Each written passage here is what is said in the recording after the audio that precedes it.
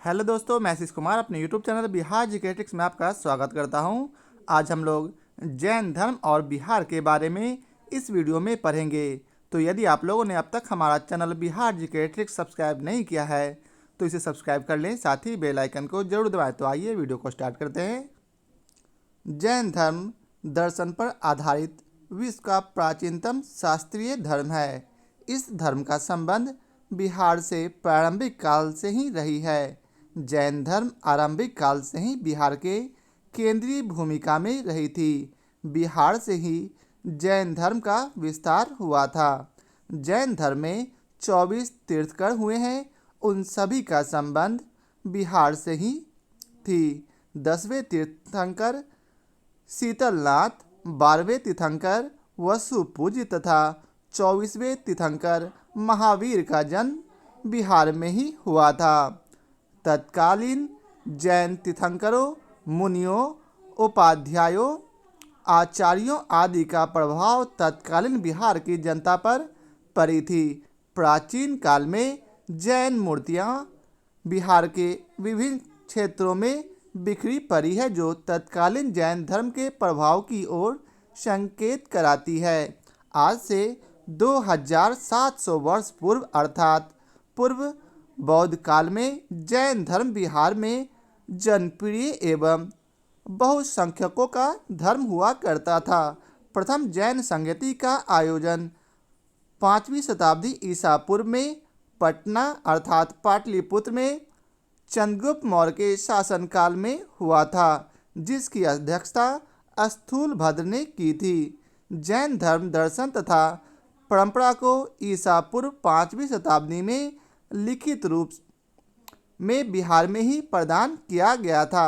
अब आइए चलते हैं, आगे पढ़ते हैं जैन धर्म के बारे में और कुछ विशेष।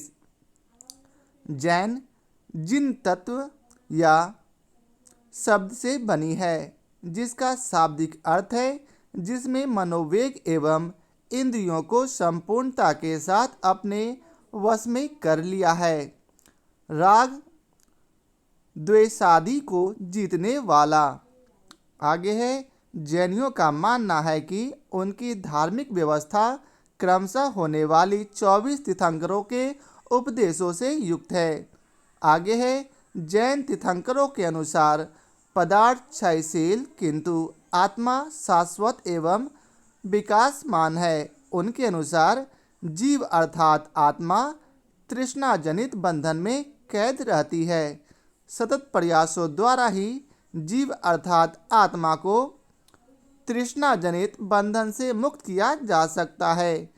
क्रमिक शक्तियों के छिन्न भिन्न होने से ही जीव अर्थात आत्मा की अंतिम मुक्ति होती है और उसमें आत्मिक तत्व के सद्गुण प्रकट होते हैं। जैन धर्म में मुक्ति जीवन का अंतिम लक्ष्य है।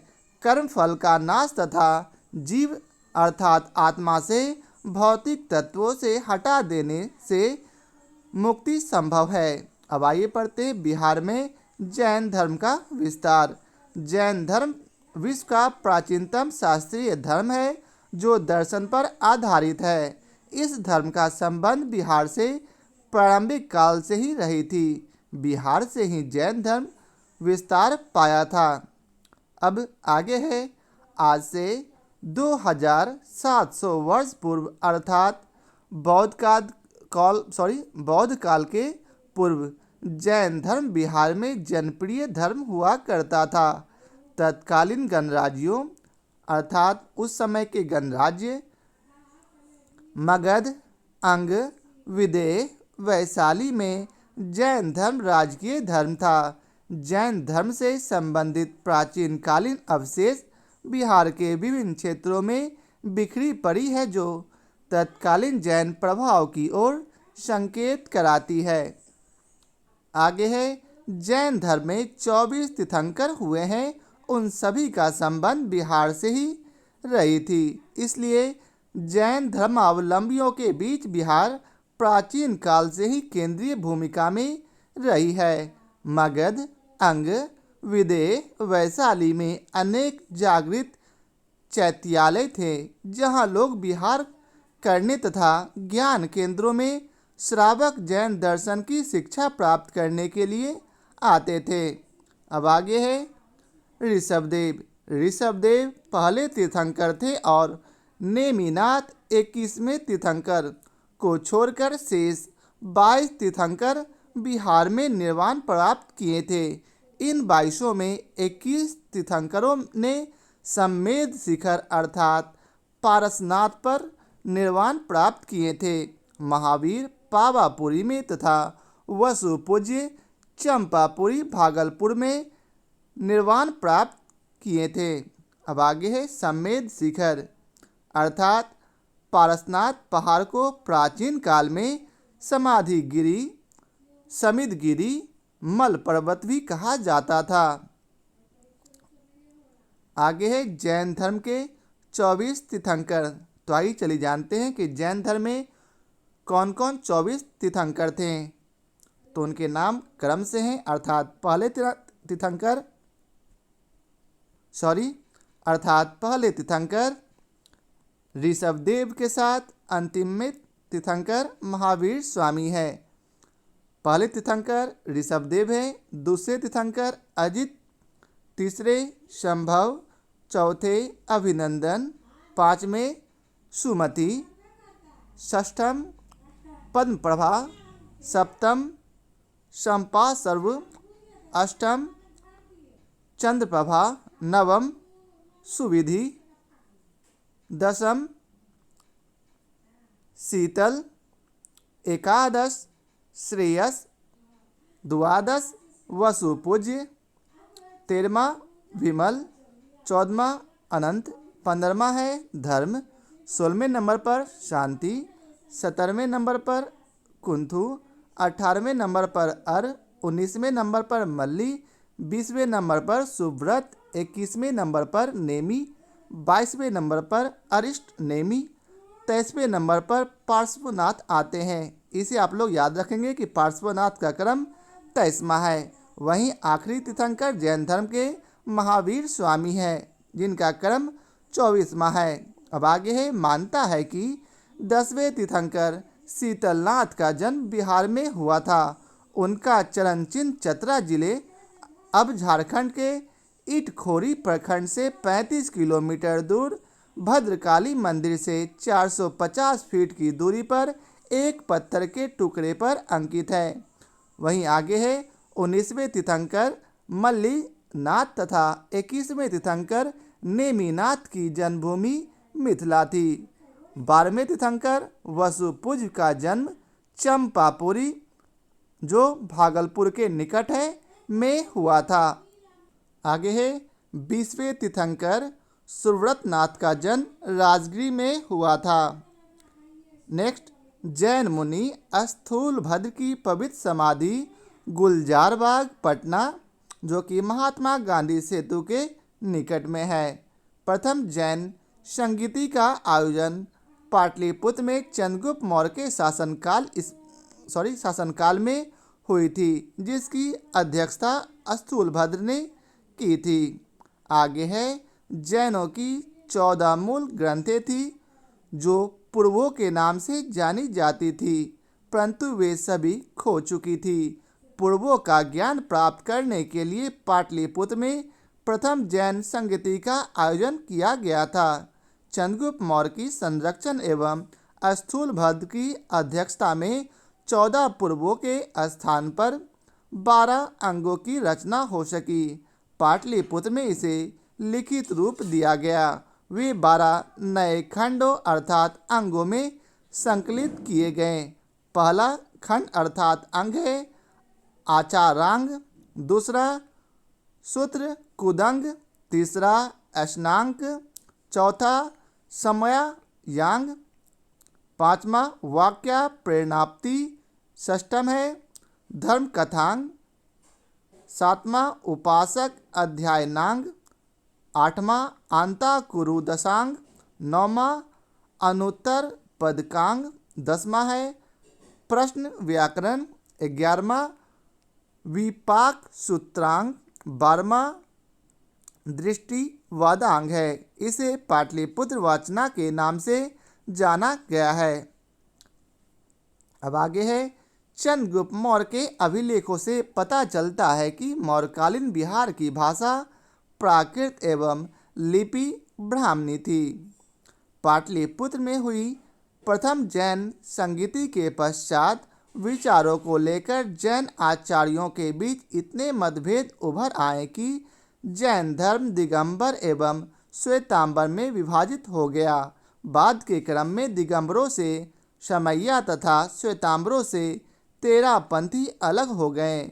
दोनों नए समूहों ने मूर्ति पूजन को त्याग दिया और ग्रंथ पूजन, अध्ययन, मनन, आचरण आदि को पूज्य माना।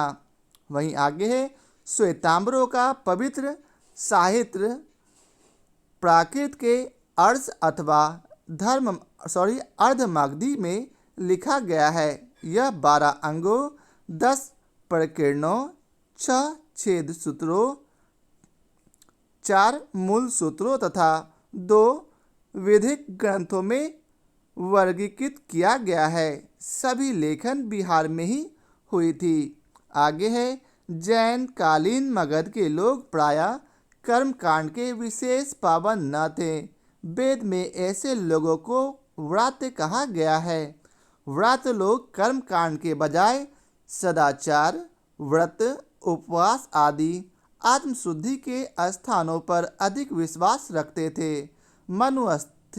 मनुस्मृति में लिच्छवी, विदेह, मल्ल आदि गणराज्यों के लोगों को व्रात्य कहा गया है, अर्थात वे जैन धर्मावलंबी थे। अब है तैस्मे तीर्थंकर पार्श्वनाथ के बारे में। तो तैस्मे तीर्थंकर पार्श्व ने बिहार के श्री सम्मेद शिखर पर निर्वाण प्राप्त की थी। पार्श्व काशी के राजकुमार थे। जैन साहित्य में वर्णित है कि ईसा पूर्व 10वीं सदी में काशी के राजा विश्वसेन की पत्नी वामा से पार्श्व का जन्म हुआ था। काशी नरेश विश्वसेन जैन धर्मावलंबी थे। राजकुमार पार्श्व भी जैन आचरण पर ही चलते थे। 30 वर्ष की उम्र में गृहस्थी का सुख भोगने के बाद प्रव्रज्या ली और 84 दिनों के ध्यान के बाद बिहार के सम्मेद शिखर पर सब विकारों को जीतकर आहर्त या जीन अर्थात जीतने वाला बन गए। वे जैनियों के तैस्मे तीर्थंकर कहलाए। तब से बिहार के श्री सम्मेद शिखर को पार्श्वनाथ पहाड़ अर्थात पारसनाथ कहा जाने लगा। यह अब झारखंड में है। वहीं अब है अगला वर्धमान अर्थात महावीर का जन्म।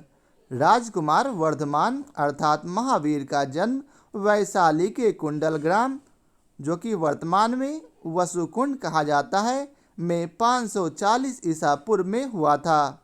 राजकुमार वर्धमान का पूरा परिवार जैन ज्ञात्रिक थे और तीर्थकर पार्श्व के अनुयायी थे।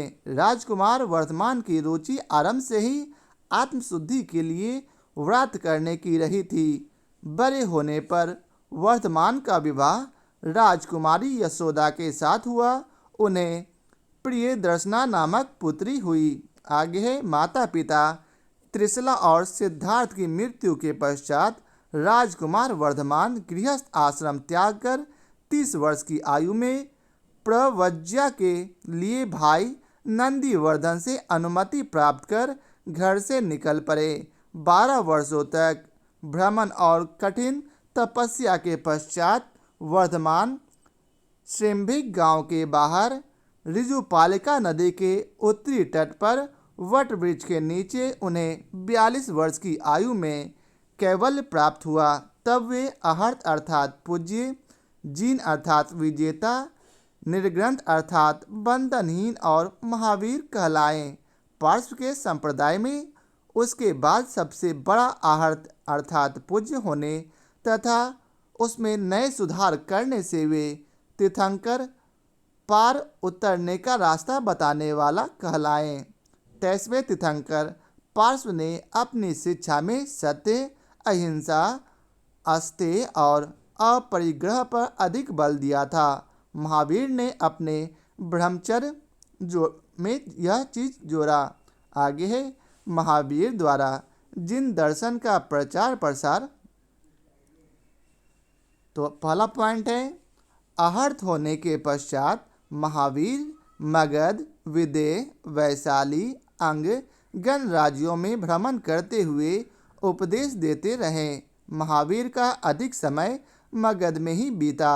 मगध महावीर की प्रवृत्तियों का केंद्र था और उन्होंने यहाँ की अर्धमागधी में निर्ग्रंथ प्रवचन का उपदेश दिया था, जिन अर्थात जैन दर्शन का प्रचार करने के लिए एक संघ भी गठित किया था तथा अपने शिष्य इंद्रभूति को दर्शन प्रचार का दायित्व सौंपा था। जैन कल्पसूत्र के 3 प्रभागों में प्रथम जैन चरित्र में महावीर के पूर्ववर्ती 23 तीर्थंकरों का जीवन चरित्र है। इसके अनुसार पार्श्वनाथ की रखी नींव पर ही महावीर ने संघ स्थापित किया था। आगे है, जैन प्राप्ति के बाद महावीर ने अपना प्रथम उपदेश राजगृह में विपुलांचल पहाड़ी पर वराकर नदी के तट पर दिया था। इनका प्रथम शिष्य जामाता जामाली था। वैशाली के राजा चेटक, जो इनके मामा थे, शिष्य बने। चंपा नरेश, दधिवाहन, मगध सम्राट बिंबिसार भी इनके शिष्य बने। दधिवाहन की पुत्री राजकुमारी चंदना इसकी प्रथम भिक्षुनी हुई। आगे है, महावीर ने 11 अनुयायियों को लेकर एक संघ की स्थापना की। ये गणधर कहे गए। उन्होंने अलग अलग समूहों का अध्यक्ष बनाया गया। 11 गणधर थे। पहला इंद्रभूति, अग्निभूति, वायुभूति, व्यक्त, सुधर्मन, मंडित, मौर्य पुत्र, अंकपित, अचल भ्राता, मेतार्य और प्रभास। ये कुल 11 गणधर थे। इनका वर्णन कल्पसूत्र आवश्यक चूर्णी में वर्णित है। आगे है, ज्ञान प्राप्ति के 12वें वर्ष में उनका शिष्य जमाली से मतभेद हो गया। मतभेद का कारण क्रियमाणकृत सिद्धांत अर्थात कार्य करते ही पूरा हो जाना था। इस मतभेद के कारण जमाली ने संघ छोड़ दिया और एक नए सिद्धांत बहुरतवाद अर्थात कार्य पूरा होने पर ही पूरा माना जाएगा का प्रतिपादन किया। इसके 2 वर्षों बाद शिष्य तीसगुप्त ने भी संघ छोड़ दिया था। अब है मगध गणराज्य। जैन साहित्य में मगध को एक प्राचीन देश कहा गया है और इसकी गणना 16 जनपदों में की गई है। महावीर के समय मगध देश का प्रमुख नगर होने के कारण राजगिरी को मगधपुर भी कहा जाता था। जैन ग्रंथों में इसे क्षिति प्रतिष्ठित चनकपुर, ऋषभपुर अथवा कुशाग्रपुर भी कहा गया है। 5 पहाड़ियों से घिरे रहने के कारण इसे गृहव्रज भी कहा जाता था। जैन परंपरा में इन पहाड़ियों के नाम हैं विपुल, रत्न, उदय, स्वर्ग और व्यवहार। ये पहाड़ियाँ आज भी राजगिरी में मौजूद हैं और पवित्र मानी जाती है। इनमें व्यवहार और विपुल का जैन धर्म में विशेष महत्व है। महावीर ने राजगिरी में अनेक चतुर्मास व्यतीत किए थे। यहाँ गुरनानसल और मोगर पानी आदि चैत्य थे। महावीर प्रायः गुरनानसल, जो वर्तमान में गुनामा से जाना जाता है, चैत्य में ठहरा करते थे। इनका वर्णन जैन ग्रंथ ज्ञाति धर्म कथा एवं व्याख्या प्रगति में व्याप्त है। आगे है, 24वें जैन तीर्थंकर महावीर के कई उपनाम भी थे। निर्ग्रंथ, ज्ञात्रीपुत्र, नयपुत्र, काशव, वैशालीय, विदेह दीन, निगंठनाथ पुत्र अर्थात बौद्धों के अनुसार तथा जिन आदि। आगे है, जैन ग्रंथ कल्पसूत्र के अनुसार महावीर करीब 14 वर्षों तक नालंदा में निवास किए थे। आगे है चंपा नगरी अर्थात अंग देश की राजधानी। चंपा अंग गणराज्य की राजधानी थी। इसका दूसरा नाम मालिनी था। महावीर गांव-गांव विहार करते हुए चंपा नगरी में आकर पूर्णभद्र नामक चैत्य में उतरे। यह चंपा नगरी के उत्तर पूर्व में स्थित थी। मगध सम्राट बिंबिसार ने अंग देश को जीतकर मगध में मिला लिया था और अजातशत्रु को अंग का उपशासक बनाया था। अजातशत्रु उपशासक बनकर चंपा नगरी में रहने लगा था तभी कुनिक को वार्ता निवेदक से महावीर के आगमन की सूचना मिली। महावीर के चंपा नगरी आगमन पर नगरवासी उनके दर्शन के लिए उमड़ पड़े थे।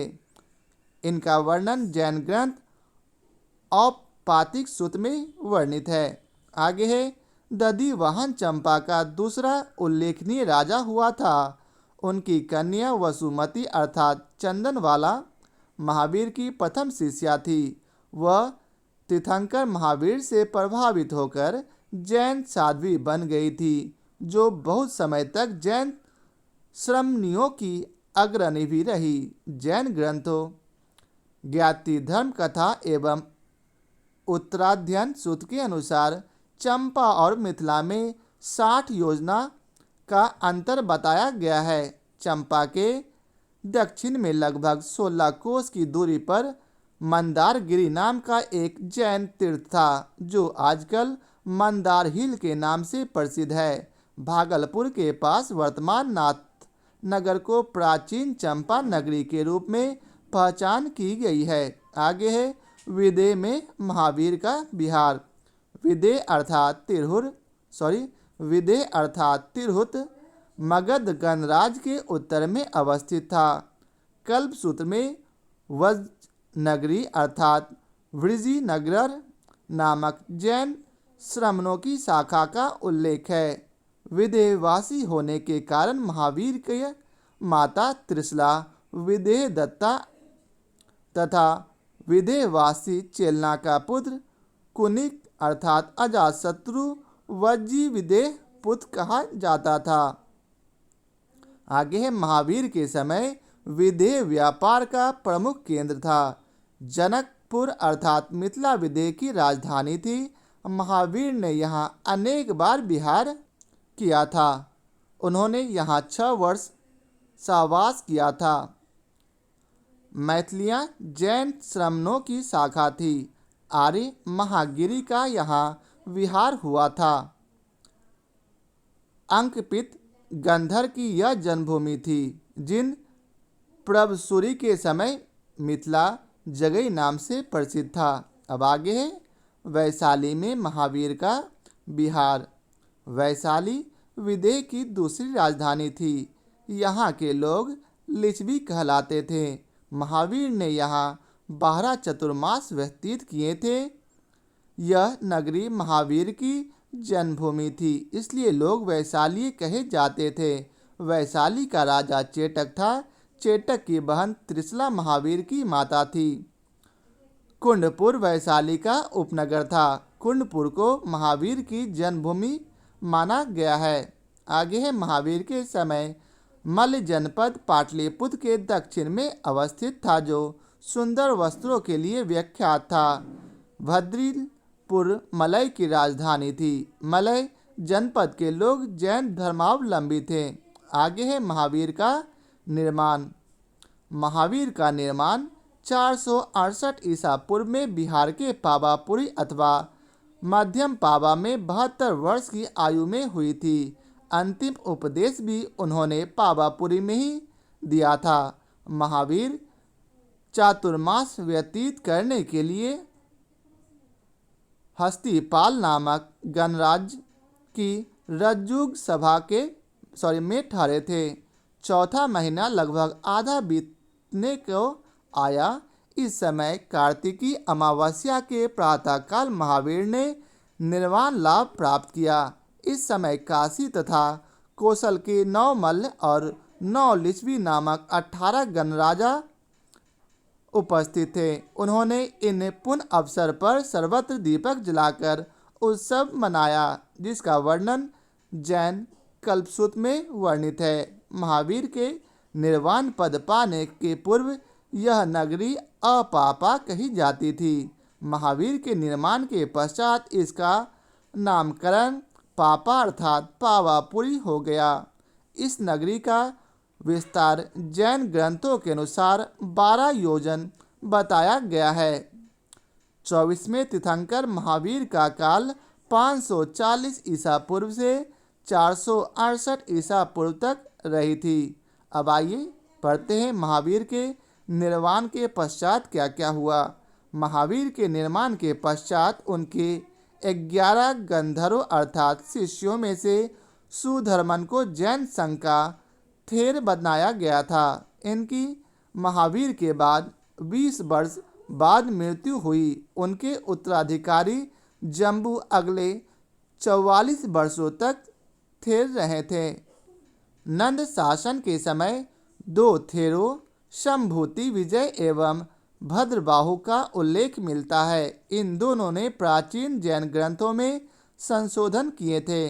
अब आगे है महावीर द्वारा संस्थापित जैन संघ के माध्यम से जैन दर्शन का प्रचार प्रसार किया जाने लगा। जैन दर्शन के प्रचार में आनंद, सूर्यदेव, महासयज्ञ, कुंडकोलिये, नंदी, निपिया, कामदेव आदि महावीर के शिष्यों ने आरंभिक कार्य किए थे। आगे है जैन दर्शन के प्रचार क्रम में महावीर का घोषाल के साथ नालंदा में भेंट हुई थी। 6 वर्षों तक दोनों ने जैन दर्शन का प्रचार मगध में किया था। अब है पाटलिपुत्र। पाटलिपुत्र अर्थात वर्तमान पटना मगध की दूसरी राजधानी थी।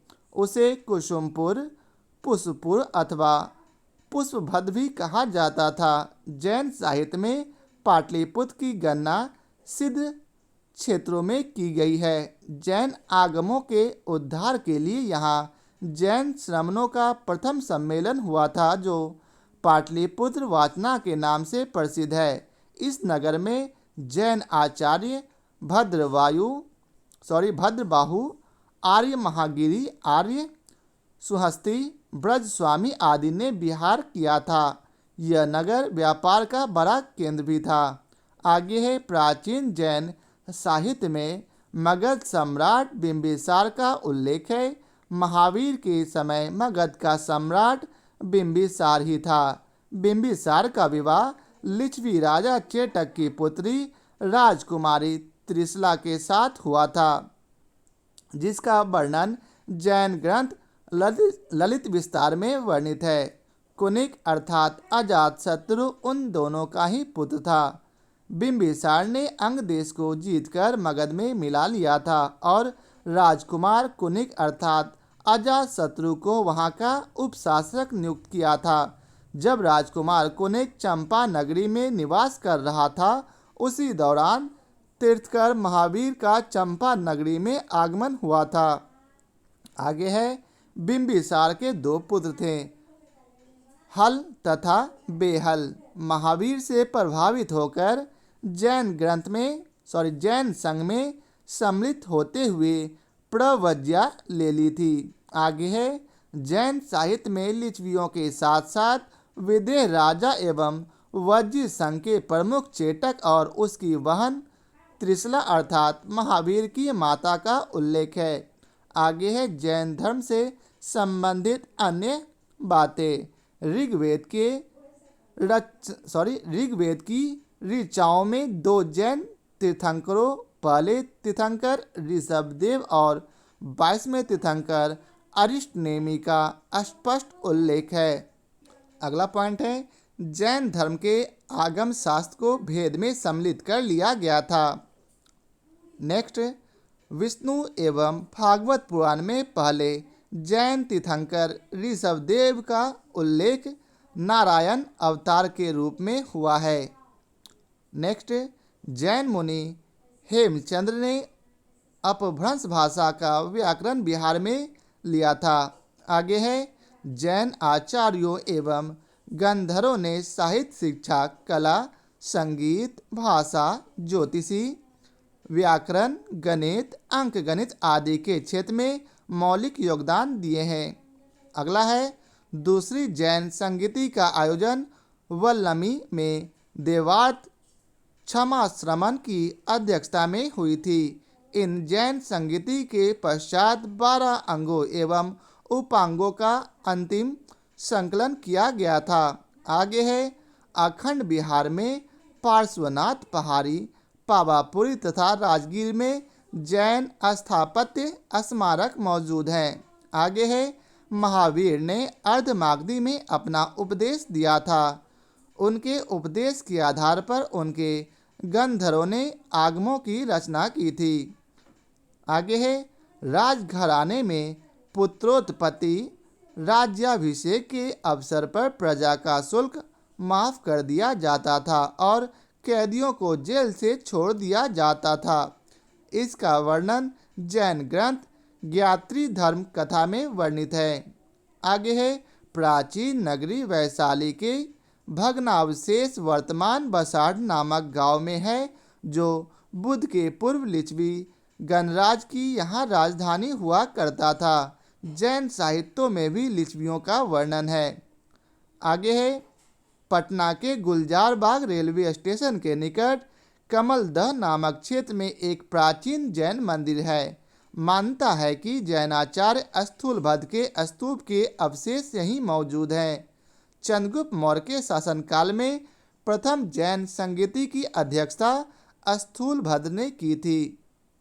अगला है बुलंदीबाग कुम्हरार से उत्तर पश्चिम में अवस्थित है। इस स्थान पर सर्वप्रथम अंग्रेज पदाधिकारी वेंडल ने 1892 में खुदाई करवाई थी। खुदाई उपरांत इस स्थान से मौर्यकालीन अवशेष प्राप्त हुए थे। अगला पॉइंट है जैन धर्म के अन्य नाम कुरुचक, यापनीय, श्वेतपट और निग्रंथ आदि हैं। आगे है प्राचीनतम जैन ग्रंथों को पुब कहा जाता है। इनकी संख्या 4 है। जैन साहित्य को आगम अर्थात सिद्धांत कहा जाता है। ये अर्धमागधी या मागधी या प्राकृत में लिखे गए हैं। आगे है जैन साहित्य में बिहार आवश्यक चूर्णी, वृहत कल्प भाष्य, पाटलिपुत्र वाचना, ज्ञाति धर्मकथा, 10वें कालिक चूर्णी, स्ववीराव लीचरित, निशित भास की चूर्णी, उत्तराधन टीका, स्थानांग, अर्थशास्त्र, व्याख्या प्रज्ञप्ति, व्यवहार भाष्य, अंतःकृदशा, राजप्रश्नीय सूत्र, पिंड नियुक्ति, उपासक दशा, औपपालिक सूत्र, कुट्टी निमित्त, अभिधान, राजेंद्र कोश, भगवती सूत्र, भद्रबाहु चरित, विपाक सूत्र, आवश्यक नियुक्ति, भाष्य दीपिका, ये सभी आदि वर्णित है। आगे है आज बिहार की कुल जनसंख्या 10,40,99,452 में मात्र 0.01% ही जैन धर्मावलंबी है। परंतु जैन धर्म आज से 2500 वर्ष पूर्व बिहार में लोकप्रिय व बहुसंख्यकों का धर्म हुआ करता था। अब आइए चलते हैं इसके कुछ प्रश्न कोश को देखते हैं। तो पहला प्रश्न है जैन दर्शन के अनुसार संसार का वास्तविक कारण क्या है? तो इसका उत्तर है बी आदि तत्व। अगला है जैन दर्शन के अनुसार आदि तत्व कितने हैं? तो इसका उत्तर है सी 6। नेक्स्ट है जैन दर्शन के अनुसार जिन कहलाता है? तो इसका उत्तर है उपयुक्त सभी अर्थात मुक्त जीवन, मोक्ष और कर्म क्षय। आगे है जैन धर्म में जीवन का अंतिम लक्ष्य है? क्या? तो इसका उत्तर है तृष्णा जनित बंधन से मुक्ति। अगला प्रश्न है विश्व का प्राचीनतम शास्त्रीय धर्म है? तो इसका उत्तर है बी जैन। अगला जैन धर्म कहाँ से विस्तार पाया था? तो इसका उत्तर है सी बिहार से। नेक्स्ट है जैन धर्म के पहले तीर्थंकर थे कौन? तो इसका उत्तर है सी ऋषभदेव। अगला प्रश्न है 10वें तीर्थंकर शीतलनाथ का चरण चिन्ह कहाँ अंकित है? तो इसका उत्तर है बी चतरा में। अगला प्रश्न है 24 जैन तीर्थंकरों में से कितने तीर्थंकरों ने सम्मेद शिखर अर्थात पारसनाथ पहाड़ पर निर्वाण प्राप्त किया था? तो इसका उत्तर है सी 21 तीर्थंकरों ने। अगला प्रश्न है पार्श्वनाथ किस तीर्थंकर के नाम पर पड़ा है? तो इसका उत्तर है पारसनाथ किस तीर्थंकर के नाम पर पड़ा है? तो इसका उत्तर है ए पार्श्वनाथ। अगला प्रश्न है श्री सम्मेद शिखर अर्थात पारसनाथ पहाड़ को प्राचीन काल में कहा जाता था? क्या? तो इसका उत्तर है डी उपयुक्त सभी अर्थात समाधिगिरी, समीदगिरी और मल पर्वत। अगला प्रश्न है किस तीर्थंकर का जन्म मिथिला में हुआ था? तो इसका उत्तर है मल्लीनाथ। अगला प्रश्न है किस तीर्थंकर का जन्म चंपापुरी अर्थात भागलपुर के निकट हुआ था? तो इसका उत्तर है सी वसुपूज्य। अगला प्रश्न है 20वें तीर्थंकर सुव्रत नाथ का जन्म कहाँ हुआ था? तो इसका उत्तर है डी राजगिरी। अगला प्रश्न है चंद्रगुप्त मौर्य के समकालीन जैन आचार्य की पवित्र समाधि कहाँ है? तो इसका उत्तर है डी पटना में। अगला प्रश्न है चंद्रगुप्त मौर्य के शासनकाल में प्रथम जैन संगीति का आयोजन कहाँ हुआ था? तो इसका उत्तर है सी पाटलिपुत्र में। अगला प्रश्न है प्रथम जैन संगीति की अध्यक्षता किस जैन आचार्य ने की थी? तो इसका उत्तर है ए स्थूलभद्र। अगला प्रश्न है किस जैन संगीति के पश्चात जैन धर्म दिगंबर एवं श्वेतांबर में विभाजित हो गया था? तो इसका उत्तर है ए प्रथम संगीति। अगला प्रश्न है दिगंबर के उप संप्रदाय हैं कौन? तो इसका उत्तर है बी उपयुक्त सभी अर्थात 20पंथी, 13पंथी और शैम्यापंथी। अगला प्रश्न है 24वें जैन तीर्थंकर महावीर का काल था? तो इसका उत्तर है बी 540 ईसा पूर्व से 468 ईसा पूर्व में। अगला प्रश्न है जैन धर्म के किस शास्त्र को वेद में सम्मिलित किया गया है? तो इसका उत्तर है ए आगम शास्त्र में। अगला प्रश्न है ऋग्वेद की ऋचाओं में किन दो जैन तीर्थंकरों का उल्लेख है? तो इसका उत्तर है डी ऋषभदेव और अरिष्टनेमी। अगला प्रश्न है जैन का शाब्दिक अर्थ है क्या? तो इसका उत्तर है सी मनोवेगों एवं इंद्रियों को वश में करना। अगला प्रश्न है निग्रंथ किसे कहा जाता था? तो इसका उत्तर है ए जैनों को। अगला प्रश्न है पूर्व किसके प्राचीन धार्मिक ग्रंथ है? तो इसका उत्तर है ए जैनों के। अगला प्रश्न है 24वें तीर्थंकर महावीर का जन्म कहाँ हुआ था? तो इसका उत्तर है सी कुंडलग्राम। अगला प्रश्न है 24वें तीर्थंकर महावीर का अधिक समय कहाँ बीता था? तो इसका उत्तर है ए मगध में। अगला प्रश्न है महावीर ने किस भाषा में प्रवचन दिया करते थे?